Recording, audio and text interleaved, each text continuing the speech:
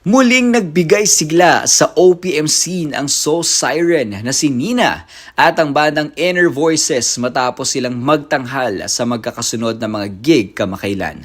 Sa naturang back-to-back performances, inawit ni Nina ang ilan sa mga kanyang iconic songs gaya ng Heaven Knows, Foolish Heart at Someday na naging soundtrack ng maraming Pilipino at naghatid ng matinding emosyon at nostalgic sa mga manonood.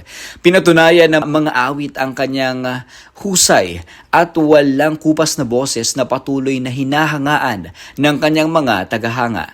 Samantala, pinangunahan ni Attorney Ray Bergado ang bandang Inner Voices kasama ang kanilang vocalist na si Patrick Marcelino na naghandog ng mga awiting nagmarka sa OPM noong dekada 90 sa pangunguna ni Marcelino sa vocals.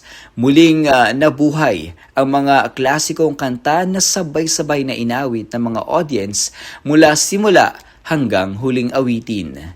Kapansin-pansin ang mainit na pagtanggap ng publiko sa parehong pagtatanghal, patunay na patuloy na relevansya ni Nina at ng Inner Voices sa local na music scene.